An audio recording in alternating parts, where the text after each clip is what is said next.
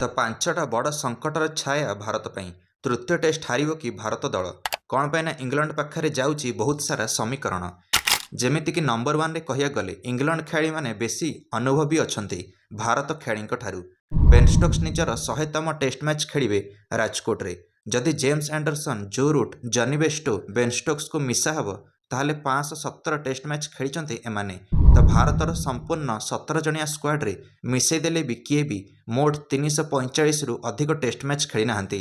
ଖୋଦ୍ ରୋହିତ ଶର୍ମା ହିଁ ମୋଟ 56ଟି ଟେଷ୍ଟ ମ୍ୟାଚ୍ ଖେଳିଛନ୍ତି। ନମ୍ବର 2 କାରଣ ରାଜକୋଟରେ ବର୍ତ୍ତମାନ ପିଚ୍ ବଦଳ ହୋଇଛି।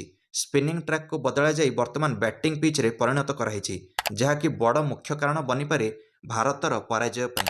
କ'ଣ ପାଇଁ ନା ପ୍ରଥମ ଟେଷ୍ଟରୁ ହିଁ ଇଂଲଣ୍ଡ ଦଳ ଆଟାକିଂ ଟେଷ୍ଟ କ୍ରିକେଟ୍ ଖେଳୁଛି, ବ୍ୟାଟିଂ ହେଉ କି ବୋଲିଂ ହେଉ, ଆଉ ଭାରତ ଡିଫେନ୍ସିଭ୍ ମୋଡ଼ରେ ରହୁଛି। ଭାରତ ପକ୍ଷରେ ରୋହିତ ଶର୍ମା ଆଉ ୟଶସ୍ୱୀ ଜୟସ୍ୱାଲଙ୍କୁ ଛାଡ଼ିଦେଲେ ଅନ୍ୟ କେହି ବି ଆଟାକିଂ କ୍ରିକେଟ୍ ଖେଳୁନାହାନ୍ତି। ତ ସେହିଭଳି ନମ୍ବର 3ରେ ହେଉଛନ୍ତି ବିରାଟ କୋହଲିଙ୍କ ଅନୁପସ୍ଥିତି। ଇଏ ହିଁ ଏକମାତ୍ର ଖେଳାଳି ଯେ ସଙ୍କଟମୋଚକ ସାଜନ୍ତି। ସବୁଠୁ ବେଶୀ ଅନୁଭବ ରଖୁଛନ୍ତି ଭାରତୀୟ ଟେଷ୍ଟ କ୍ରିକେଟରେ। ବର୍ତ୍ତମାନ ଏକମାତ୍ର ଖେଳାଳି ଯେ 113 ଟେଷ୍ଟ ଖେଳିଛନ୍ତି। ଇଂଲଣ୍ଡ ଖେଳାଳିମାନେ ମଧ୍ୟ କହୁଛନ୍ତି ଏହି ସିରିଜର ଦୁର୍ଭାଗ୍ୟ ବିରାଟ କୋହଲି ଖେଳୁନାହାନ୍ତି।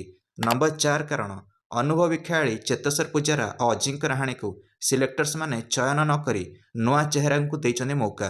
ସରଫରାଜ ଖାନ, ଧ୍ରୁବ ଜୁରେଲ, ରଜତ ପାଟିଦାର ୟାଙ୍କ ପାଖରେ ଅନୁଭବ ନାହିଁ ଇଣ୍ଟରନ୍ୟାସନାଲ ଟେଷ୍ଟ କ୍ରିକେଟର।